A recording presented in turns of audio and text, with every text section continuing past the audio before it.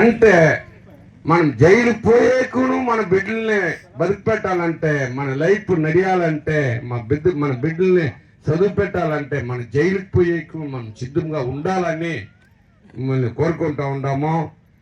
చాలా బాధ పెట్టింది ప్రభుత్వం మనకి.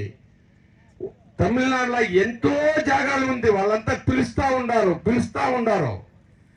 ఈ పాడ బయట దేశం వాళ్ళకి అది ఏం పొద్దుచ్చిందో, మాకు ఓసూరే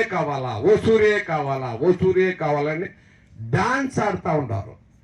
నువ్వు ఎన్ని కోట్లన్నా అయ్యా నీకే ఇస్తాం మేము అంటే, వసూళ్ళ మట్టు మాకు జమీన్ అయ్యాయా అంటారు. సరే యాడా పోని అట్లా నువ్వు ఎత్తుకుంటావా? కర్ణాటకలో 20 కోట్లు 15 కోట్ల ఎకరాకి ఇస్తా ఉన్నాడు. సరే ఆడ 15 కోట్లు ఇస్తే మేము 20 కోట్లు ఇస్తాము మీకు, మిమ్మల్ని మీ దగ్గరే వచ్చి రేట్ మాట్లాడి మేము ఎత్తుకుంటామంటే మనం ఇస్తామా లేదా?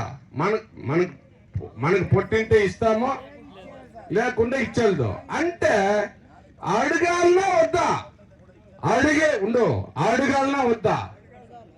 న్యాయం అనేది ధర్మం అనేది అడగాలనా వద్దా? మన ఆస్తి ఎత్తే వాడిని అడిగేది లేదు, ఏమీ లేదు, పెరుక్కుంటా ఉండారు. ఏం చేస్తూ ఉండారు? పెరుక్కుంటా ఉండారు మన దగ్గర నుంచి.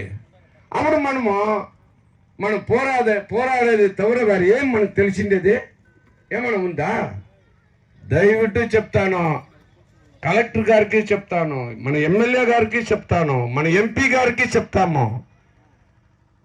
ఫస్ట్ ఎయిర్పోర్ట్ రోడ్లో నందిమంగళంలో పోయి మాట్లాడరు. వీళ్ళంతా వచ్చేదో అని ఒకే టేబుల్లో ఎమ్మెల్యేను చెప్పా, ఎంపీను చెప్పా, మినిస్టర్ చెప్పా.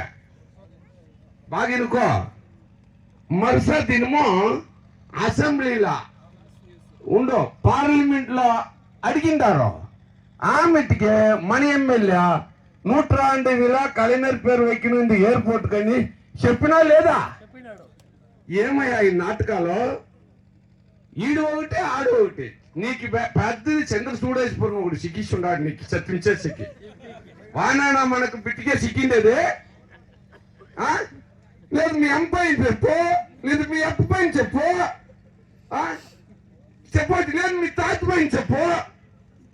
మన శివపరమాత్మ నుంచి అంత వానికి బీలుగా సిక్కిపోయి వాని పైన చెత్తిని పెడితే, మన కోటమారి పైన చెత్తిని పెడితే ఏం ధర్మమో మీ నాటకాలు ఇంకా నడిచేదో. మీకి మణి కొట్టే టైం దగ్గర వచ్చేసా. మణి కొట్టే టైం చూడే, మణి కట్టాల్సి ఉండే, మణి కట్టే టైం వచ్చేసా. పో మాట్లాడు, సీఎం దగ్గర మాట్లాడు, ఎంపీ మా వస్తువులో వద్దు అని మాట్లాడు. అర్థమైనా? ఎమ్మెల్యే పోయి అసెంబ్లీలో మాట్లాడు, బాయ్కట్ చేయి, మిమ్మల్ని మేము ఒప్పుకుంటాము. చేయొచ్చింది కదా. ఇది ఉంటే డిఎంకెళ్ళి పూరా దయవిట్టు మీ పాదాలు ముట్టి నేను అడుక్కుంటాను, ఇది పనినే చేయండి. మీ జమ్మీలను మిచ్చించేసేకి, మా జమ్మీలను మిచ్చించేసేకి ఈ పనిని మీరే చేయండి, మేము ఒప్పుకుంటాము. ఒప్పుకొని వచ్చిన కదా, దాన్ని ఇడిచేసే ఎవరు పోవద్దండా అంటే మా బాధని ఆడు చెప్పేది, చెప్పు. 5 ఎకరాలు ఉండే ముందు పోతుంది, 50 ఎకరాలు ఉండే ముందు పోతుంది, 6 ఎకరాలు ఉండే ముందు పోతుంది, 10 సెంట్లు ఉండే ముందు పోతుంది. పోయి వాళ్ళంతా వాళ్ళు ఎవరికి చెప్పేది? దానికే పిలిచిందా నేను ఎవరినే? దదా యుద్ధము ఆంజనేయునే పిలిచిండాను. ఎవరినే? వచ్చిండ ఆంజనేయ. ఎవరు? రామా, నువ్వు రావలేదు వేషం వేసుకుని ఉండవు అంటే వచ్చిన వాళ్ళు అందరూ ఆంజనేయ లేదా? ఉండవు కదా. మాకి మీరు గాచి పెడితే ఆంజనేయుని మనకి శక్తి ఇచ్చి ఒక్కొక్కరికి ఆంజనేయంగా రూపంగా మీ కళ్ళకి తెలుస్తారు. ఇది నిజమో, ఇది సత్యమో. అర్థమైనా?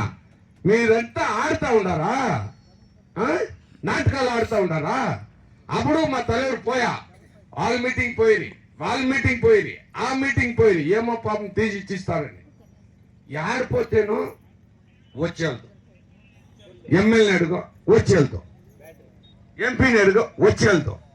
కలెక్టర్ని అడుగు వచ్చి వెళ్తాం. చక్రపాణి మినిస్టర్ అడుగు వచ్చి వెళ్తాం.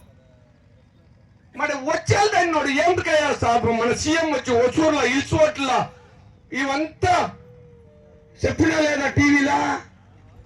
చెప్పినా లేదా టీవీలా? ఇది సత్యం ఎవరు తెలిసిన? మన ఆవులపల్లి నరసింహన్న పోయిండే, ఆయనే దీనికి సత్యము. ఆయన మాట్లాడేటప్పుడు చెప్తారు ఇవంతా. ఈ డ్రాయింగ్ మన ఊర్లో ఉండే Ramudu, Subbudu, Kandudu, Nalludu, Errudu, white man, black man వేసేకి అవుతుందా?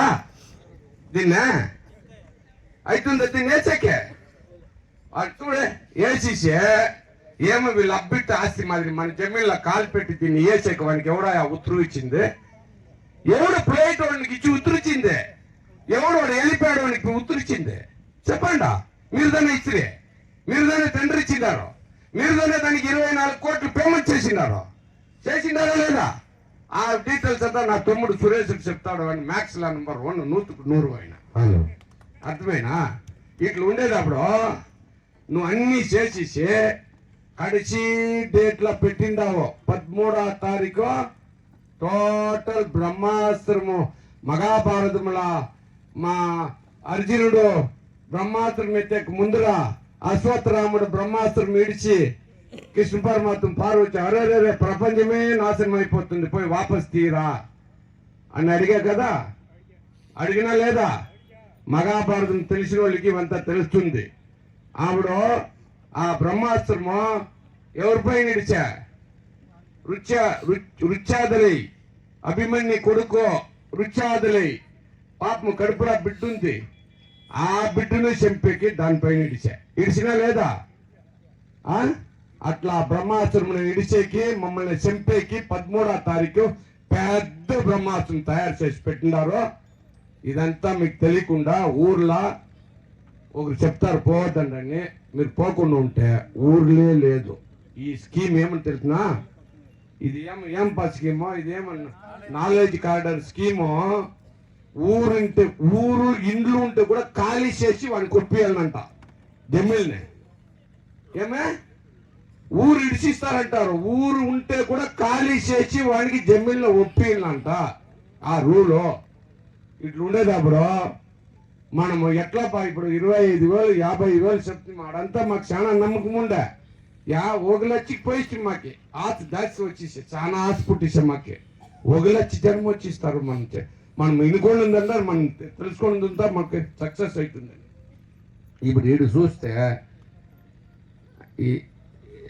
25,000 లేదు, 2,500 లేదు, 1,000 లేదు. పోలీసు వాడు వస్తే 100 జన్మ వచ్చేట్లు లేదు వసూరికి. ఉందా లేదా?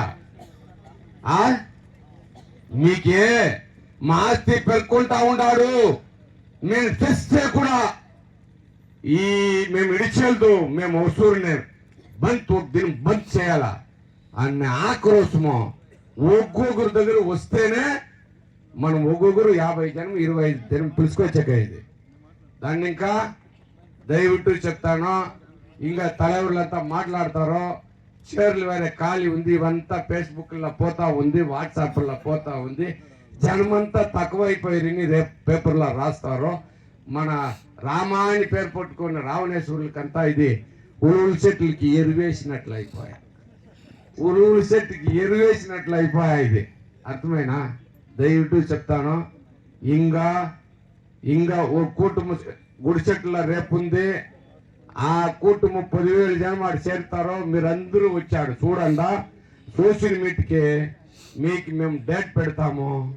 ఆ డేట్లో ఒక దినము వసూరు బంద్ చేస్తేనే ఈ టోటల్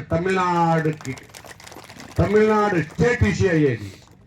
స్టేట్ ఇష్యూ కావాలంటే ఒక దినం బంద్ చేయాలా, ఒక దినం కలెక్టర్ బంద్ చేయాలా, ఒక దినము దీనికే సరి అయిపోతే చాలు.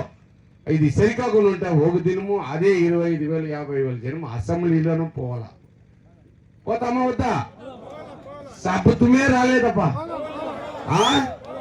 చెవులోనే వినపడలేదు నాకు. పోతాం కదా. అప్ప ఒసూరు మనము ఒసూరు అంటే ఏం చెప్పండి ఇప్పుడు బంతు బంతు బంతు